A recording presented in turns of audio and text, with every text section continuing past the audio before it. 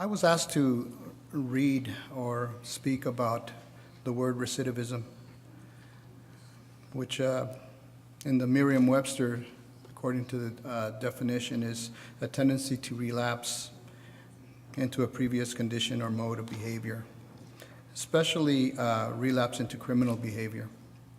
As I thought about how to begin my story, many memories flood my eyes with sadness, yet perseverance. It is with a feeling of reservation that I share this story with all of you tonight. It is very personal and intimate. It involves feelings of love. It was difficult as I realized at a young age that things were not ordinary. How do I begin to connect my story with the word recidivism? I'll begin with a childhood memory in the early 60s. I was really awakened by loud and unfamiliar voices, two large men in trench coats and hats holding out their detective badges and asking questions. My grandmother, who worked at the cannery here in San Jose and always ironing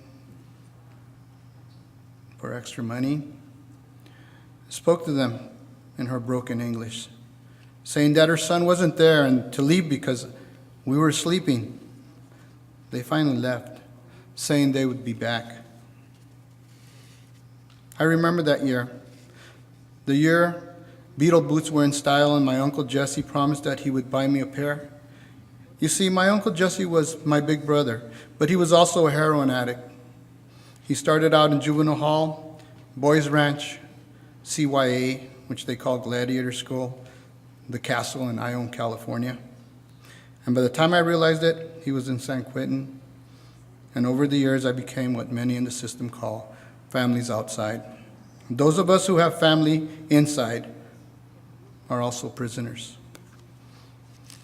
A later memory when I had been out of the military for a couple of years and was studying, my grandmother called.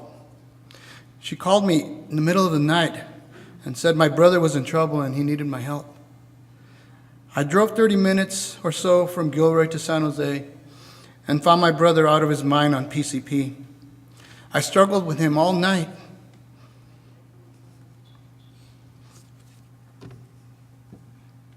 He threatened me as if I was some stranger, yelled obscenities, and failed to recognize me as his brother. I finally got behind him and embraced him with my arms, and I did not let him go for a long time. I talked to him about how we used to play. He would chuckle, and then he'd let out a grunt like an animal. But I could not hold him the entire night. And when my strength failed, he shut up on his feet and pulled a piece of metal out of somewhere, ready to kill me. I looked into his eyes and I said, "Brother, it's me. What are you doing? Mama's inside. She's worried. Let's go inside. Let's eat something. Things are going to be okay. You don't want to hurt me. I love you."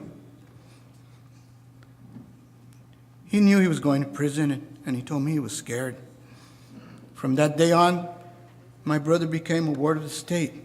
Corcoran, Folsom, San Quentin, Soledad. I know them all. Every visiting room, every mural on the wall. Recidivism became a word known to me while taking psychology in college. It was not just a word to me. It defined my memories and gave meaning to the repetitiveness of those memories that I suppressed for many years. I wanted to be successful. Yeah.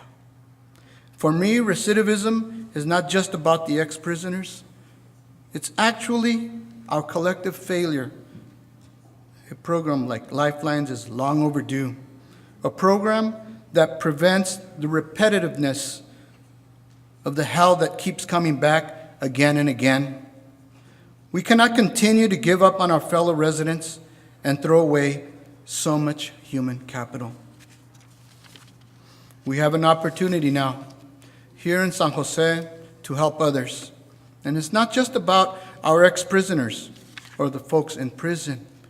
It's about people like me and my grandmother, the families outside. Thank you.